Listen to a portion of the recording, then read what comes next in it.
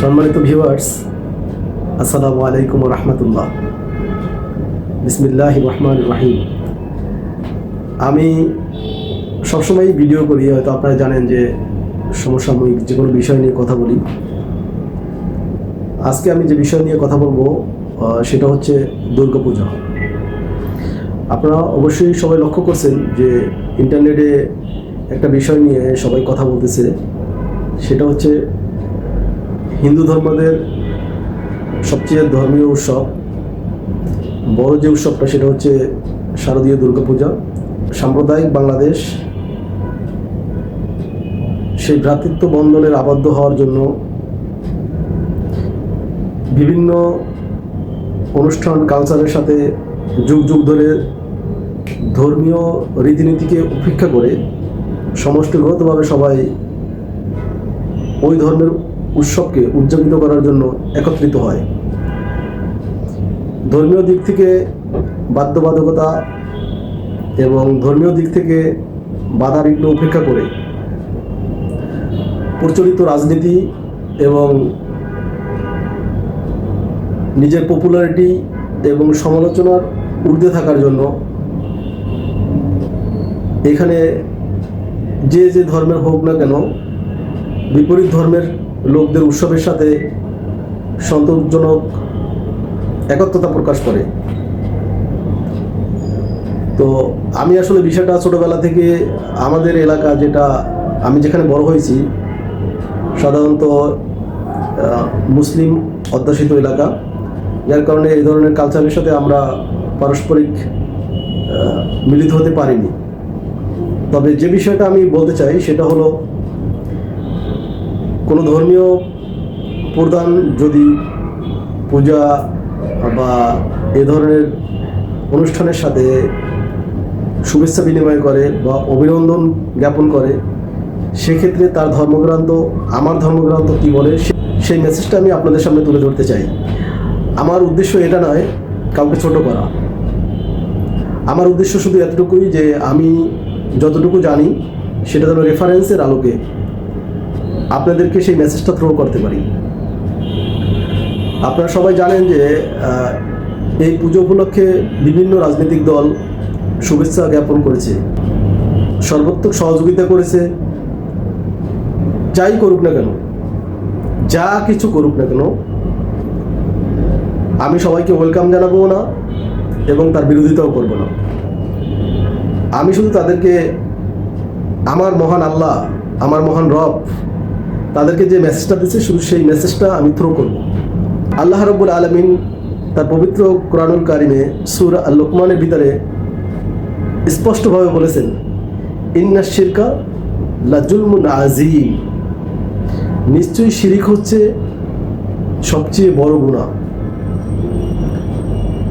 আর আল্লাহ রাব্বুল আলামিন এই শিরিক ব্যতীত বান্দার সমস্ত গুনাহকে আল্লাহ মাফ করে দিবেন, বাট একটি গুনাহ যে মাফ করবেন না, সেটা হচ্ছে শিরিক।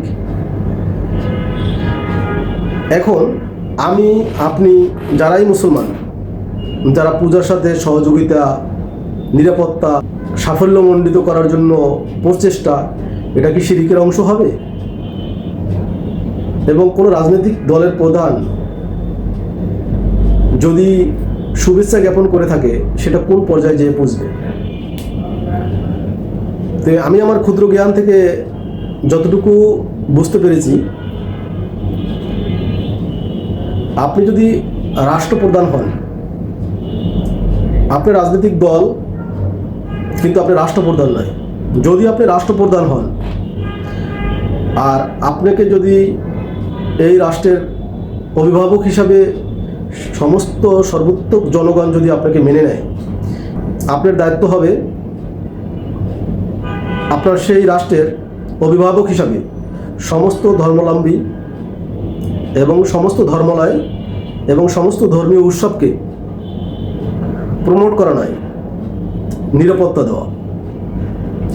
এবং আপনি যদি ইসলামিক রাষ্ট্রের প্রধান হন, সেই ক্ষেত্রে আপনাকে অন্য ধর্মাবলম্বীরা আপনাকে জিজিয়া বা কর দিয়ে আপনার দেশে বসবাস করতে হবে। তার বিনিময়ে তারা এই প্রোটোকলটা পাবে। কিন্তু আপনি তো রাষ্ট্রপ্রধান নয়, তাহলে আপনি কিভাবে তাদেরকে শুভেচ্ছা জানান, কিভাবে তাকে অভিনন্দন জানান? আসুন বিষয়টা একটু একটু পিছনে যাই। একজন মুসলমান হিসেবে আপনি কি কোনো একজন বিধর্মীর মূর্তি পূজা, নিশ্চয়ই আপনারা জানেন যে এটা একটা শিরক, এটাকে কি আপনি অভিনন্দন জানাতে পারবেন? বা এটা নিরাপত্তা দায়িত্ব কি আপনি থাকতে পারবেন? এই প্রশ্ন যদি উত্তর জানতে হয় তাহলে আপনি এখান থেকে আরও একটু পিছনে যেতে হবে। চলুন আমরা 15 বছর থেকে 16 বছর পূর্বে আমরা একটু ফিরে যাই। আজ থেকে 15 বছর আগে যখন কোনো মন্দিরে পূজা উৎসবে যখন আক্রমণ করা হতো, কোনো বিধর্মীর যখন তার ধর্মালয় যখন নৃশংস হত্যাযজ্ঞ পরিচালনা করা হতো, মন্ত্রণালয় থেকে একটা প্রজ্ঞাপন জারি করতো, এটা জঙ্গিবাদের কাজ, এটা ইসলামী মৌলবাদের কাজ, এটা ইসলামিক উগ্রপন্থীদের কাজ। এক কথায় তাদেরকে তকমা লাগিয়ে দিত। তো ইসলামিক যারা স্কলার, ইসলামিক যারা দল পরিচালনা করে, তারা মনে করলো যে ইসলাম যেহেতু এটা নৈতিক সমর্থন করে না এ ধরনের কর্মকাণ্ডকে, তারা নিরাপত্তার জন্য এগিয়ে আসলো। বিষয়টা দেখুন, প্রাথমিকভাবে তারা কিন্তু অপবাদের শিকার হয়েছে। প্রাথমিকভাবে কিন্তু তারা বিভিন্ন মন্দিরের হামলার আসামি হিসেবে কাঠগড়ায় তাদেরকে দাঁড়া করা হয়েছিল। যখন কাঠগড়ায় দাঁড়া করা হয়েছিল তখন কিন্তু এই বাংলার জমিন থেকে সবচেয়ে বেশি যারা বুজুর্গ আল্লাহর ওলি তারা কিন্তু সেখানে প্রতিবাদ জানায়নি। যারা এখন বর্তমানে সুন্দর সুন্দর কথা বলে তারা তখন প্রতিবাদ জানায় নাই যে এটা ইসলামিক দলের কাজ নয়, এটা ইসলামিক পন্থীদের কাজ নয়।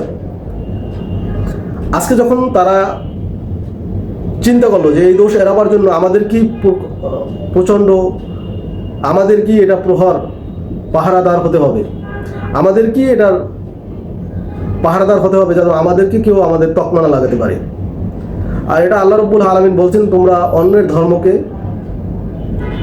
অন্যের ধর্মরা যারাকে পূজা করে, যাদেরকে উপাসনা করে, তাদেরকে তোমরা গালি দিও না, কারণ ভুলবশত তারা হয়তো তোমার রবকে গালি দিয়ে দেবে। এটা আল্লাহ রাব্বুল আলামিন বলছেন। যার কারণে আমাদের শিক্ষা হচ্ছে, আমাদের ইসলামের শিক্ষা হচ্ছে ধর্ম বর্ণ নির্বিশেষে যার যার ধর্ম তার পালন করার স্বাধীনতা দিতে হবে। এবার আসুন একজন মুসলমানের পক্ষে এই নিরাপত্তা দেওয়া, সার্বিক সহযোগিতা করা, নিরাপত্তা তো সার্বিক সহযোগিতার ভিতরেই পড়ে।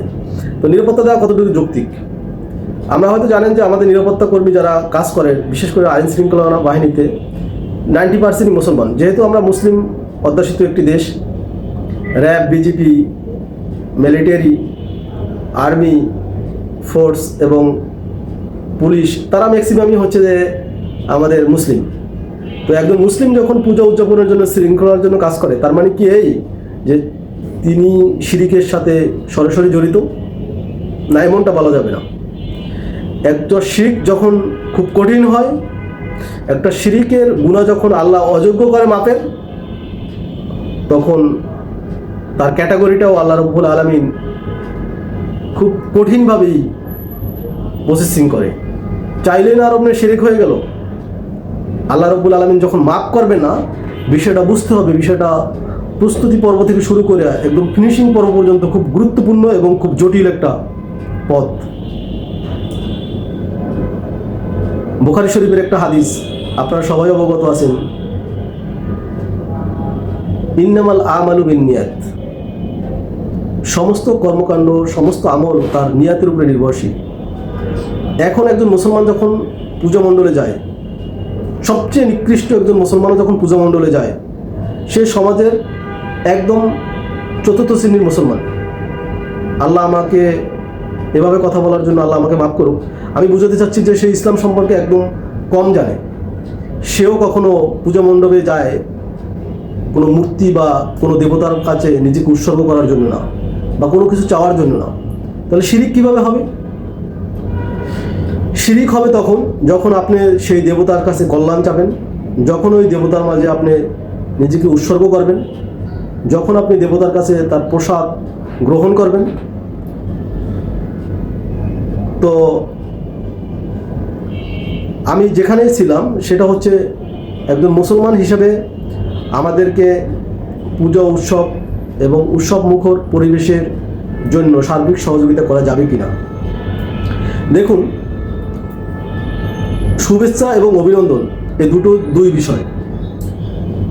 যখন আমি আপনাকে শুভেচ্ছা জানাবো, বিষয়টা এরকম নয় যে আমি শুভেচ্ছা জানানো মানেই আপনার এই পক্ষে কাজ করতেছি। উদাহরণস্বরূপ মনে করেন যে কোনো একজন খেলোয়াড় অথবা একজন স্টুডেন্ট সে পরীক্ষায় পাশ করে এসে বলল, আঙ্কেল আমি পরীক্ষায় ডিগ্রি পেয়েছি। আপনি কি বলবেন? তোমাকে অভিনন্দন না শুভেচ্ছা? আমি মা হয়েছি, কি বলবেন? অভিনন্দন না শুভেচ্ছা? দুটোই বলবেন। কারণ শুভেচ্ছা শব্দটা ব্যবহার হয় আপনার ওই কাজটা থেকে যেন মঙ্গলের দিকে ফিরে আসে, ওই কাজটা যেন আপনার মঙ্গলময় হয়। যে কাজটা করা শেষ সেই ধরনের কাজের ক্ষেত্রে শুভেচ্ছা জ্ঞাপন করা হয় না। শুভেচ্ছা জ্ঞাপন করা হয় এই ধরনের কাজের ক্ষেত্রে যে কাজটা পরবর্তীতে ভালো রেজাল্ট আপনাকে গিফট করবে। আর অভিনন্দন দেওয়া হয় এমন একটা কাজকে যে কাজটা করা শেষ এবং আপনি নৈতিক সমর্থন দিয়েছেন। তো রাজনৈতিক দলগুলো যারা বিশেষ অভিজ্ঞ তারা দেখলাম যে ম্যাক্সিমাম রাজনৈতিক ক্যাটাগরিতে শুভেচ্ছা জানিয়েছে। আমি এটাকে খুব ওয়েলকাম জানাচ্ছি যে তারা অভিনন্দন জানায়নি, শুধু শুভেচ্ছা জানিয়েছে। শুভেচ্ছা আপনি এভাবে জানাতে পারেন। আর শুভেচ্ছা শব্দের একদম আবিধানিক অর্থ হচ্ছে ওই কাজটা থেকে আপনি মঙ্গলজনক কিছু চান।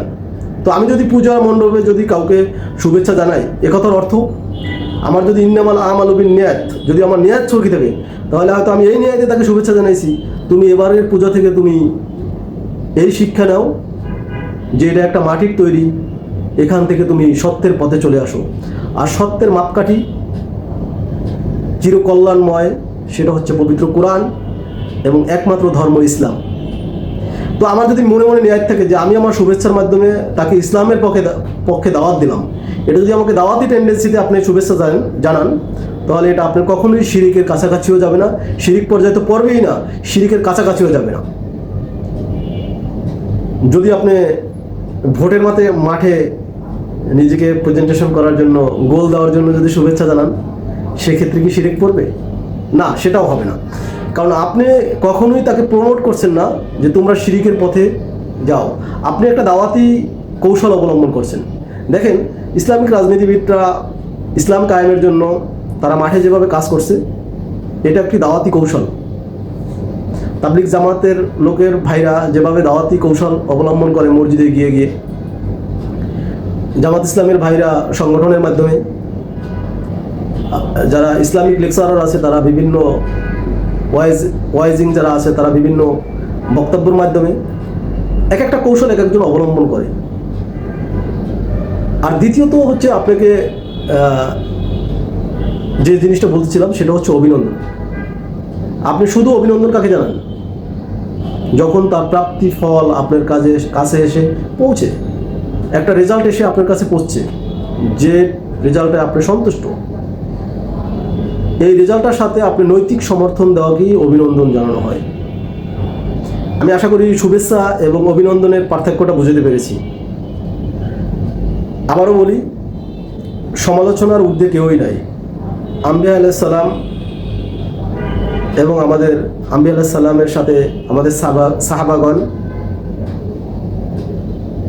বিশেষ করে যারা রাসূল সাল্লাল্লাহু আলাইহি সাল্লামের সহচর ছিলেন,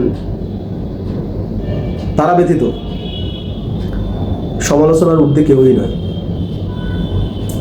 আল্লাহ রাব্বুল আলামিন আমাদেরকে শিরিক মুক্ত জীবন যাপন করার তৌফিক দান করুক।